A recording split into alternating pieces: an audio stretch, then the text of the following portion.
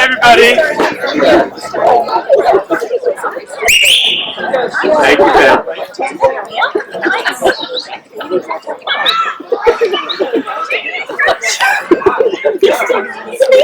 So, thank you all for coming to our first in-person event in 15 months.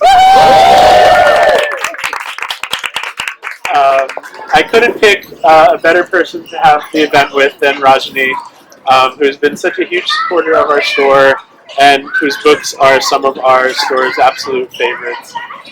We're here tonight to launch Much Ado About Baseball, which is not the sequel necessarily, but the companion novel to Midsummer's Mayhem, which of course launched Rajani to stardom, and now her books get featured on the Today Show, and every bookstore in the country is going to be carrying this book, which is really incredible. I'm going to sit down. Okay, if you guys want to sit down, that's fine. If you want to stand, that's fine.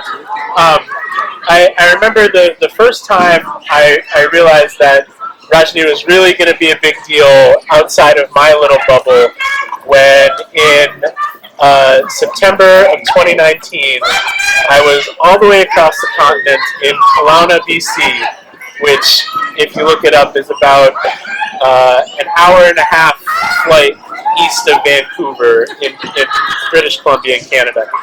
And Midsummer's Mayhem was there.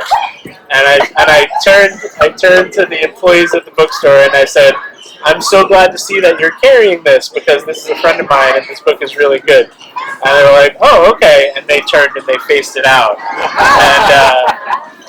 And so I was like, that's awesome. That, New England stores are going to hear about her books because she's from here. And we've got such a close-knit bookstore community. But when I saw that a bookstore on the other side of the continent had it, and I knew that it was official. So since then, Rajani has, as I'm sure you saw over here at the table, has released 3 other books. 7 Golden Rings, which we did a virtual launch for last October. October. Awesome. And then in February, Red, White, and Whole, which was a semi-autobiographical story of her childhood, and then Bracelets for Me and His Brothers. And so now we're here with this one, and then after this, there will be 3 more in the next couple of months. So this is truly the year of Rajani.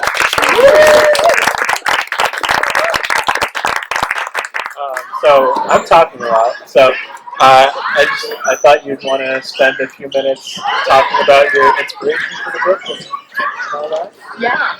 First of all, can I just say thank you to you all for coming because it is such a joy to see people in person again. Finally, woo! That's right. It has been a long pandemic for all of us and for many other people, obviously.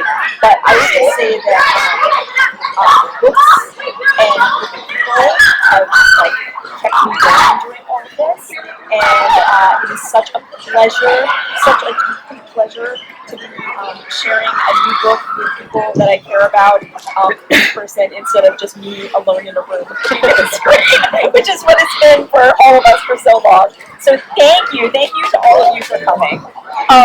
Now, in terms of inspiration for this book, so it's called Much Ado About Baseball. So as you can imagine, there's some baseball in it.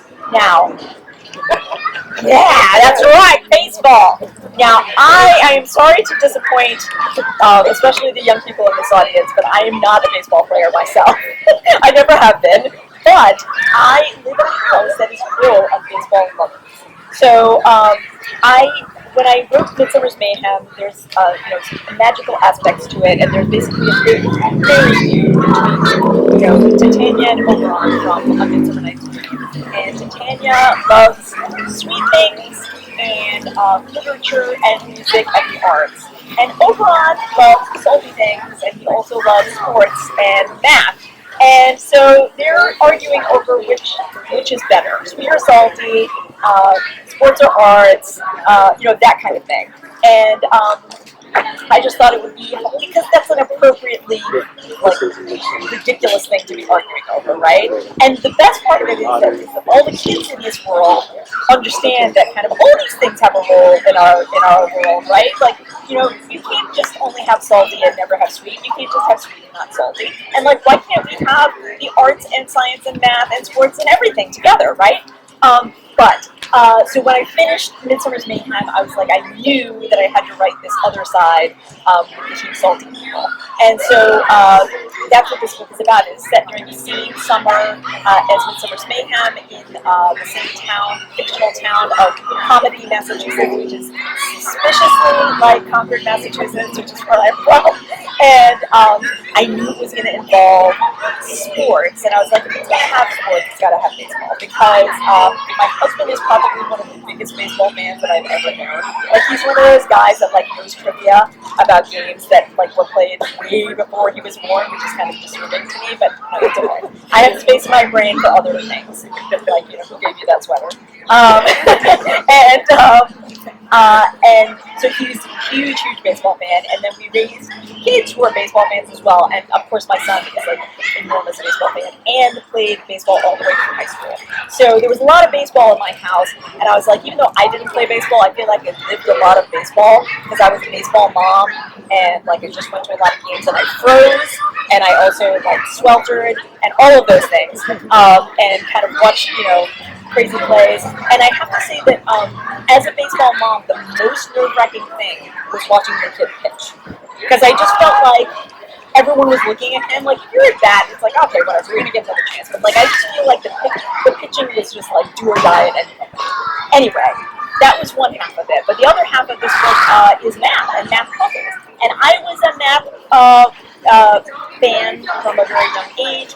I was on my middle school math team at some point. That was really fun. And my husband loves math. He's like way better at math than I am. And then we had two kids who were great at math, but one of them is kind of insanely great at math. Like my son Joe, when he was a baby, like he was like 14 months old, and you could point to a number, would be like, which number is 2, and he'd just point at it. And he was the kind of kid that I was pushing in a stroller, and he, you know, he learned about multiplication because he wanted to understand a clock. So he was like, oh, you can multiply things, isn't that cool? And then he'd be like, Mommy, let's count by 26s. And I was like pushing the stroller going, 26? 52? And that was it. I was out. And he was on a math team. It was called the Math Club, right? Was it the Math Club? Yes. Out of Lexington. And he had a wonderful teacher who it was really a puzzle kind of, like, it was not, they were not competing against other people. They were basically only competing against themselves and the test. And so they would have these crazy problems that weren't always just math. A lot of them were logic. So there was really fun aspects to this, and part of the way they got good at them, it was just like seeing a variety of problems and figuring out different ways to approach them. And so if you have the skills to approach these things in different ways, you would be successful. And ultimately, you just wanted to do as best, you know, as good as you can, and also to try and beat your own score from, you know, the previous test. So that was really fun, and I was really inspired by that. And the head of the math club is named Joe Quigley, and he always used to say, work hard, work smart, and check your answers. And I was like, you know, I think this is a good metaphor for how we should approach life. Which is work hard, work smart, and check your answers, and then we'll all get by. So that was a very long-winded answer to your question, but that's where the inspiration came from. Oh, that's cool. And so, in the book, without giving too much away, the main characters get a math puzzle book. And so is that based on the stuff that Joe used to do? Yes. Okay. Yes. Because my frame of reference for math competitions is from Mean Girls, and they didn't have logic type of puzzles. It was like actual math questions in that movie. So. That's right. That's a great reference, actually. Yeah. So I think that there are different kinds of math teams, and I think that some of them are like do math and like get it right or else. But this was a more kind of whimsical and fun approach, and that's what I wanted the math in this one to be like. Yeah. You mentioned earlier being terrified as a baseball fan. In one of the early chapters of the book, one of the main characters hurts his ankle in a game. Did that give you flashbacks as a baseball parent? So, not not really. Like the worst I think that I've seen as a baseball player, at least on my own kid, was like, road rash, like sliding into base, like that stuff is really painful. We did not have any orthopedic injuries, thank goodness, in the in our actual lives. But yeah, I mean, you saw kids get hurt all the time, and that's just part of being a kid, right? And playing anything and putting yourself out there. So I have to ask, since you made the buttons and everything, are you Team Salty or are you Team Sweet? Because you've been teasing everybody with the question. That's right. So anybody who knows me knows that I am totally Team Sweet. But I have come to appreciate Team Salty, because Team Salty is a good thing to go to when you're kind of tired of Team Sweet, and you can go there and have a few salty things and then go back to Team Sweet. But my heart always belongs to Team Sweet. Yeah. That's why there's only one recipe in this book and lots of recipes. That's right. That's a good point. There's 4 or 5 recipes in there. But that's not entirely fair, because in the first book there was a baking competition. That's true. That's true. So there naturally would be more recipes. That's right. That's right. And for sweet things. Right. And for sweet. Do you want to read a little? Sure, I can. Yeah. Okay. Thank you for giving me a copy, because I No worries. I didn't see. As authors, we all get copies of our books before they actually publish, and mine came at like the last possible moment before the book published, and I was like, where is it? People kept sending me photos of copies of my book in various places, and I was like, oh, that would be a nice feeling to have, is to actually see what my book looks like and hold it. So I'm happy to, I can be part of Trish's chapter. So this is a dual POV book. It is a girl and a boy who are math competition rivals who end up on the same summer baseball team. So the chapters alternate between the girl and the boy. And the other thing I should just say is that Midsummer's Mayhem is inspired by a Shakespeare play called A Midsummer Night's Dream. It has to do with fairies and ridiculousness, and this book has some of those characters from Midsummer Night's Dream, but the other inspiration is Shakespeare's play Much Ado About Nothing. And the thing about Much Ado About Nothing that I love so much is that there are 2 main characters, and they kind of can't stand each other, but everyone around them realizes that they should be friends, and so that is kind of what happens in this book too. You get to see both Trish and Ben. They're both they have so much in common. They both love math and they both love baseball, but they kind of can't stand each other. So I'm going to read a little bit from Trish, and then hopefully I can read a little bit from Ben too. Chapter 1. Trish. Baseball is magic. Baseball is magic. Time stops between the instant the ball is released and when it finally makes it over the plate. Between the whack of the bat and when the ball touches your hand. And this summer, I was holding on to that magic for dear life. The threads tying me to everything important had snapped, and I was a balloon, floating, flying away on the breeze with nothing to tether me. I was in a new town, surrounded by new kids, yanked away from everyone who knew and accepted me. My brother Sanjay and I were playing catch on a stifling June afternoon in the backyard of our new home. You'll never be the strongest, so you need to play the smartest, he said as he threw me a scorcher. Sanjay's in high school, he throws hard, but I got used to him hand-singing catches a long time ago. I'd already run my 2 miles and finished my push-ups and sit-ups for the day. Physically, I was ready. What if no one wants me on the team? I asked, tossing it back. I just left the town where the boys were used to seeing me on a baseball field, but I didn't know what to expect here. Sanjay caught the ball and laughed. You're a great teammate, not to mention an amazing ball player, he said. Hit, run, you deserve a gold glove for fielding. You already throw 4-seam and 2-seam fastballs. If you can make that circle change-up motion look exactly like your fastball, you'll be a hero. I tossed the ball high in the air, and I moved a few steps to get under it. Sanjay was my hero, and he believed in me no matter what. The ball smacked into my glove. And just so... He waited for me to finish, but I didn't want to say the word out loud. Lost. I suppose I could always quit. That might make Mom happy at least. Trish, Dad called from the garage. We need to leave now if you want to be early. I tossed the ball back to Sunday and waved goodbye. Ready to meet your new team? Dad smiled and squeezed my shoulder, but that didn't stop my pulse from pounding in my throat. Yeah, I took a deep breath. I had to be the best. That's the only way I'd ever be accepted. So that's what I was going to do this summer. Alright, so that's the beginning of Trish, and she goes to the first practice, and she sees a boy hiding in the woods, waiting to come onto the field, and she realizes she recognizes him. It is Ben, and guess what? He's the kid she beat in the math puzzler competition earlier in the spring. But the other problem is that she has a secret that has to do with that math puzzle competition, and she hasn't told anyone, and now she realizes she's going to have to face Ben, and her secret is going to get out. Okay, so Ben is not very friendly to her in her first practice, but Chapter 2 picks up with Ben, and it is their first game. Okay. Chapter 2, Ben, the sign. Baseball is full of numbers, but that doesn't mean I can play it. I'm good with numbers. They make sense and flip themselves around into patterns in my head, so the answer to most problems becomes obvious.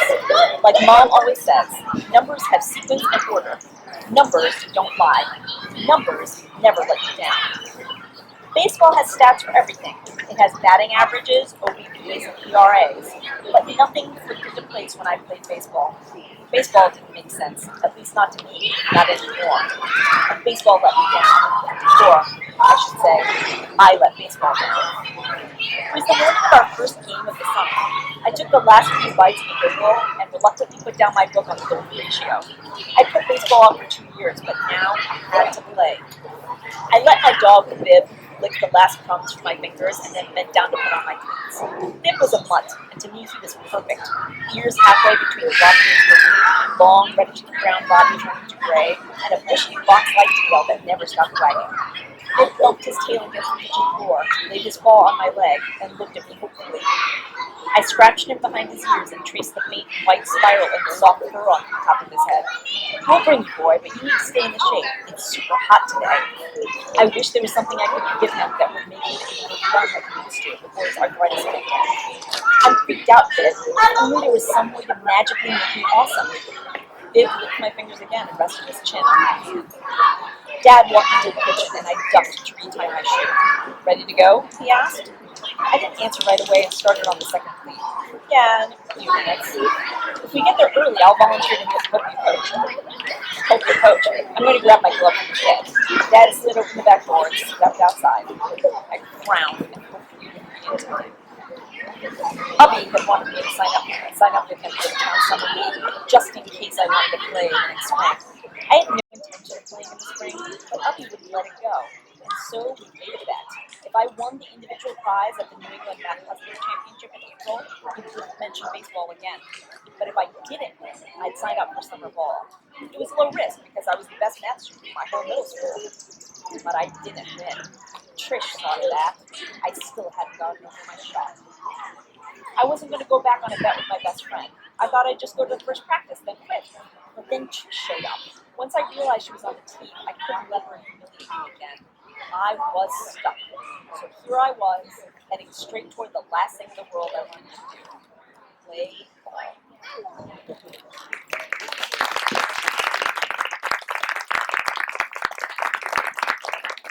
So, did you have more fun writing that?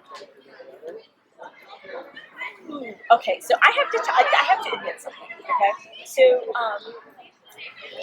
writers often say that their second novel is like way harder than their first novel to write. And this is my third novel to be published, but it was the second novel I wrote, and this is absolutely true of this book. So, Midsummer's Mayhem. The thing about your first novel is that literally nobody is waiting for it. No one cares. No one knows anything about it. If it never gets published, whatever, right? It's fine. It's just your own time that you're spending on it, right? So it took a long time. It was the book that, taught me how to write a book, and that was great.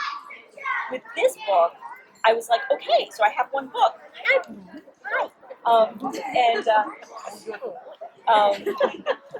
I was like, I have one book and I want to have another book. And so I was like, had this idea. And I have to tell you, I was like, why did I choose dual POV? What am I doing? I was like, okay, at least with Midsummer's Mayhem, I kind of knew where we were going. I was like, I don't know what the magical people on Team Salty want. I have no idea why they're interfering in kids' lives. And writing dual POV, I think one of the really challenging parts is to make both of them sympathetic. Because the problem is that Ben is not very friendly to Trish, even in the beginning when she's trying to be friendly to him.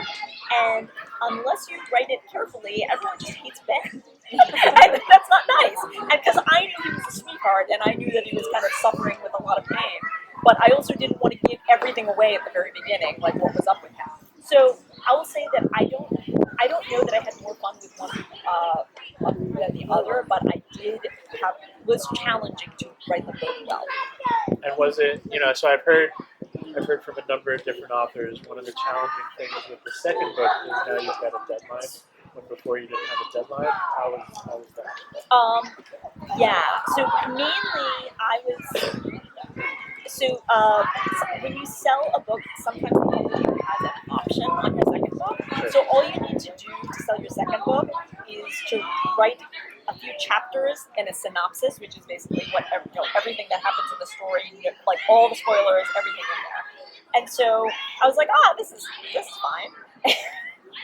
And it was really hard. And I was like, some of my critique partners are here, and they can attest to the fact that I was like, pulling my hair and moaning and being like, I don't know how to write a novel. Who said I knew how to write a novel? And they were like, Rajani, just calm down. And I was like, no, I am a fraud. This is terrible. And so they had to listen to like 75 different versions of how the story could go. I was like, maybe it should be like this, maybe it should be like that. And they were like, okay, sure, why don't you try it like that? And then I was like, no, that's clearly. At one point I was like, it can't be dual POV, that's too hard. I'm going to make it single POV. And then I was like, no, I can't do that because I like them both.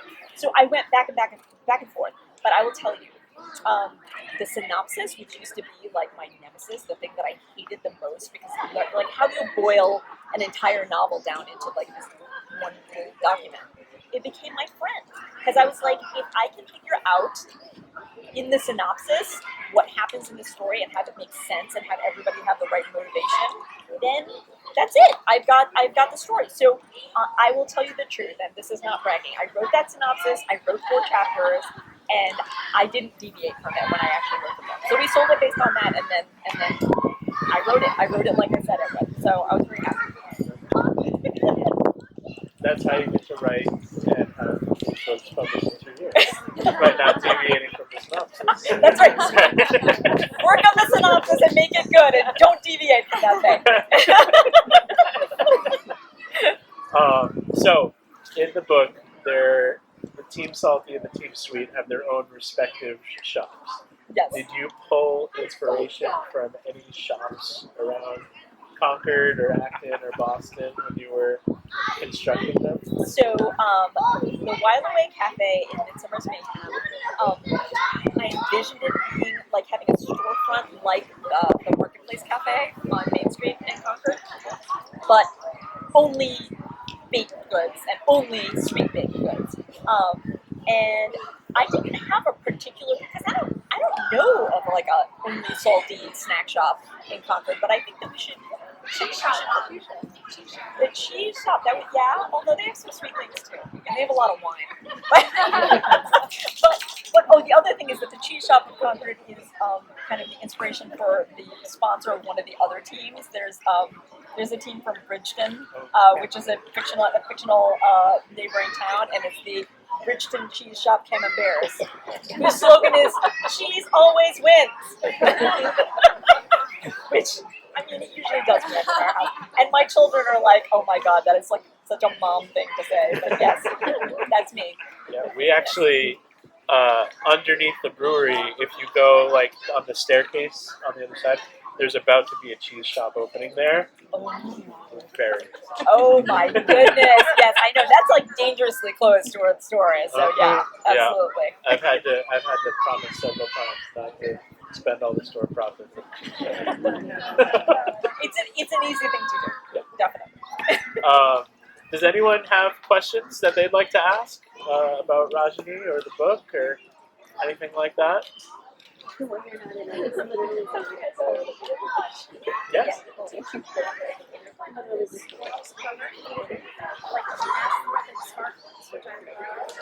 No, I asked for nothing. So I knew that because it's a companion novel, I knew that they were going to do the same kind of basic form as the Midsummer's Mayhem cover, with the oval, and I'm glad that the two kids made it in because they should. And then I just had input into like what other items might be around it. So there are math formulas, there's some ferns, which have something to do with the math in the book, and there's all these salty snacks, of course, including pizza. And then they decided to do foil on the cover, which is, it's amazing. And and it looks so beautiful next to the Midsummer Mayhem cover. It's kind of crazy. And they were not able to get the same artist to do the cover, but this artist did an amazing job of making them look like they belonged in the same universe. Yeah. And there's interior art too, which is really fun. Anyone else? Yeah. Say it louder. How many of us work for Oberon?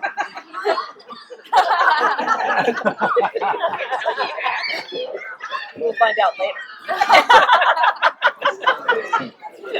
I love that there is a kid asking about Oberon out here. This is amazing. This is awesome. This is what it's all about. Yeah. Yeah. Oh, the puzzles. Okay, so I am a math nerd. Like, maybe not as nerdy as some of the other people in my family, but I mean, some of those puzzles, I remember doing stuff like that when I was a kid. I love Sudoku, so there's like a Sudoku, like, logic-y puzzle there. And then, I don't know, I think I looked up some of Joe's old math club stuff and used that to inspire me. But there were various types of math puzzles that I wanted to try, like some that had to do with geometry, some that were pure logic, some that were really kind of algebra, which is my favorite type of math. I mean, you didn't need to know algebra to solve them, but if you know algebra, you solve them a lot quickly than if you don't. So yeah, I don't know, I just had fun with it. And then the best part was, I had this, there is a central metaphor to this book, and it is a math metaphor. And I will not say anything else about it because I want people to discover it themselves. But in order for this math metaphor to work, I knew what the solutions, what the answers to all the problems needed to be. And one of them was a really weird number that I was like, I don't know how to make this the solution to a problem. So I literally, the puzzle that ends up being this number, it is just completely weird and is my own strange brain at work. It's like it's something that I used to do when I was a kid to like, be like, guess what this is kind of thing, and people couldn't figure it out. So I was like, aha, I'm gonna do that. And so yeah, there's just a lot of my own quirkiness in there, even with the math. So on the back of the book, if you grab the copy, you'll see JLG Gold Standard. This is actually kind of a big deal. You want to talk about that real quick? So, okay, I barely know all of this stuff anyway, but the Junior Library Guild, basically it is a way for librarians and teachers across the country to get books, like to ask for books that they know are high quality. So if they choose you, then there are a bunch of libraries and classrooms across the country who are going to get this book, or who are going to see this book and have the ability to choose this book as part of what they do. So it's very exciting. Outside of the weird world of publishing, it's just exciting to have other people aware. And a couple times when they have to like deal with the story, then it's explained who they are, and it's not just assumed that you know who they are. She was a troublemaker. I don't really trust her.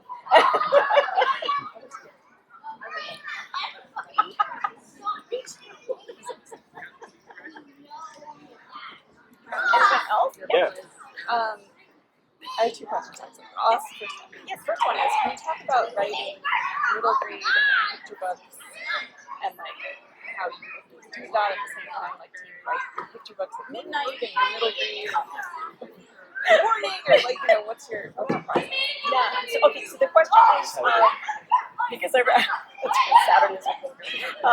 The question is about writing middle grade and picture books and how I do that. Like, do I write both at the same time? Do I write at a particular time of day for one versus the other? So, okay.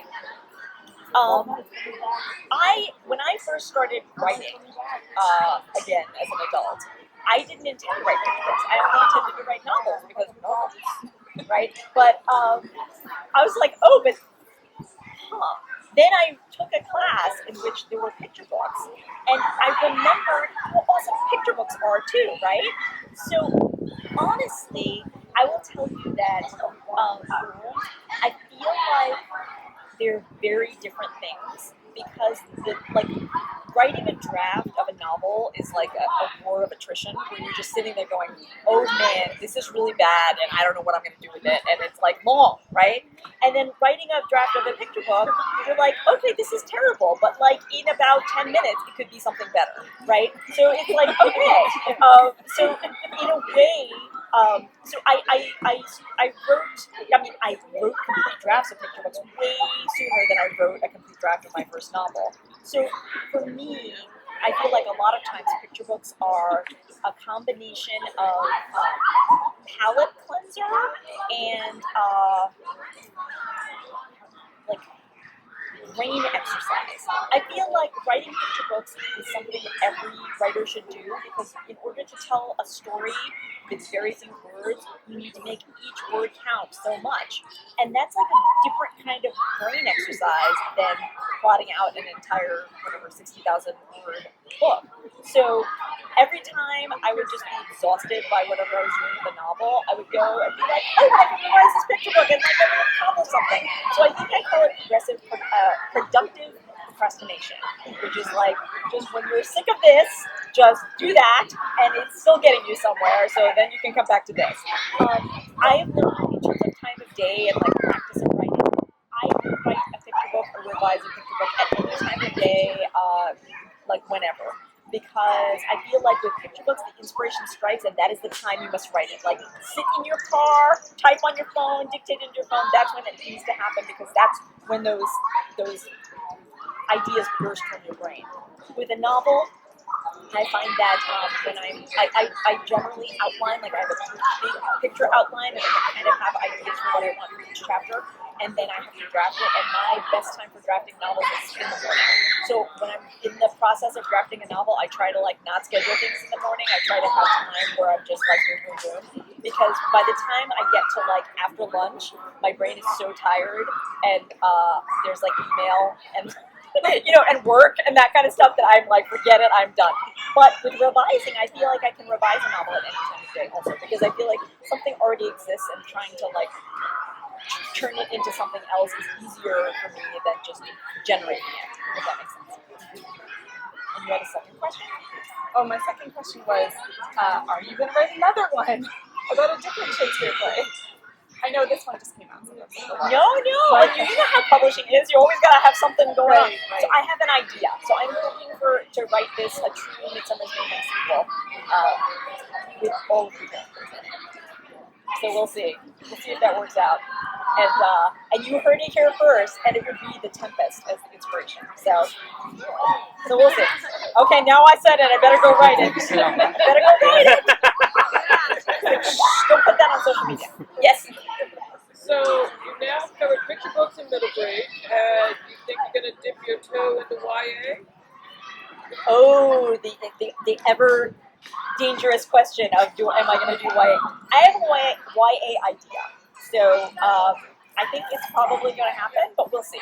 Well, I'm terrified of YA. YA, for those of you who are not familiar with this category, is books for teenagers, basically. So you have to think a little bit like a teenager to write a book for teenagers, and I don't know. they terrify me. So I feel like as a grown adult, I can get into the middle grade mindset. I can be like, I know, my brain is still at 12. I remember what that was like. And but like 16, I'm like, oh, I don't know if I want to go back there. That's that's a terrible time. But you know, me, I have an idea, so I'm hoping someday I will like it.